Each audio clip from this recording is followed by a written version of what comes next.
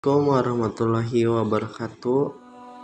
Kami dari kelompok 10 yang beranggota dari Muhammad Miftah Fauzan, yang kedua Lailatul Nurhudiyah, dan yang ketiga Fiska Karisma Fiska Putri akan menjelaskan sistem perbandingan Al-Irsyad Al-Islamiyah.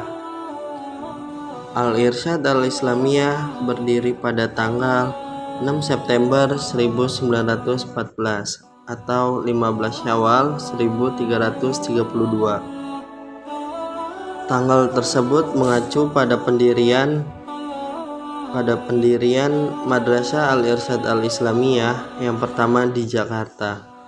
Tokoh utama pendiri Al-Irsyad Al-Islamiyah adalah Al-Alamah Syekh Ahmad Surkati Al-Ansyori, seorang ulama besar Mekah yang berasal dari Sudan. Pada mulanya, Syekh Surkati datang ke Indonesia atas permintaan perkumpulan Jamiat Khair yang mayoritas pengurusannya terdiri dari orang-orang Indonesia keturunan Arab, golongan Syed, dan berdiri pada 1905. Nama lengkapnya adalah Syekh Ahmad bin Muhammad As-Surkati Al-Ansyori. Bidang pembaruan Al-Irsyad, bidang pendidikan. Al-Irsyad dengan sekolah madrasahnya membagi 5 jenjang pendidikan, yaitu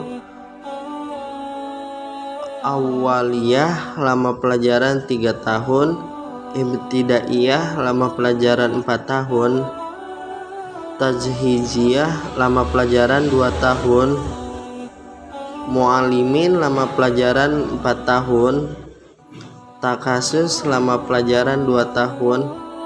Jenjang pendidikan Awaliyah dan Ibtidaiyah merupakan tingkat pemula atau dasar.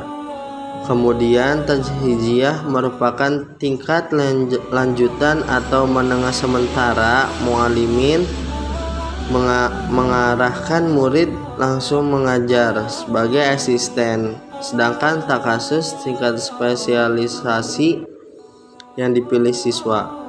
Penjenjang tersebut seluruhnya dalam satu sekolah dan satu bangunan.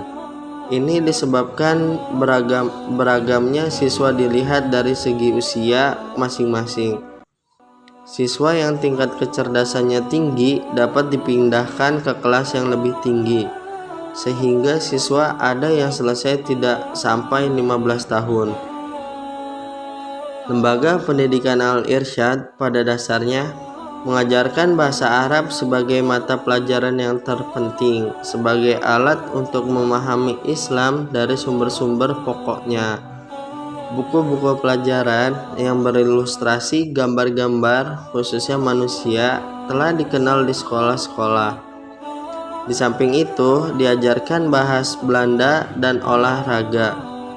Pendidikan Al-Irsyad merupakan sarana pembentukan watak, cita-cita, dan kemauan serta mengarahkannya kepada ajaran yang benar, seperti yang digariskan dalam Al-Quran dan hadis. Sehingga nampak pembaruan yang dilakukan Al-Irsyad mempunyai arti penting sesuai dengan garis pokok konsep Muhammad Abduh.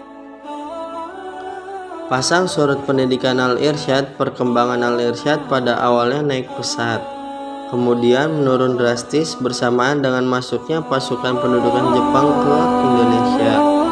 Apalagi Syekh Ahmad Surkati wafat pada tahun 1943 dan revolusi fisik sejak 1945. Banyak sekolah Al-Irsyad hancur di porak-porandakannya Belanda karena menjadi markas Laskar Pejuang Kemerdekaan. Sementara beberapa gedung milik Al-Irsyad yang dirampas Belanda sekarang berpindah tangan tanpa bisa diambil lagi oleh Al-Irsyad sampai tahun 1985. Al-Irsyad tinggal memiliki 14 cabang yang seluruhnya berada di Jawa. Namun berkat kegiatan para aktivisnya yang sudah menyebar ke seluruh pelosok Nusantara, Al-Irsyad berkembang kembali sejak 1986.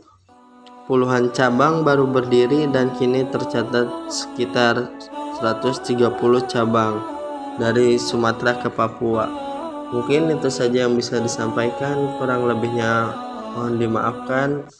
Wabillahi taufiq wal hidayah. Wassalamualaikum warahmatullahi wabarakatuh.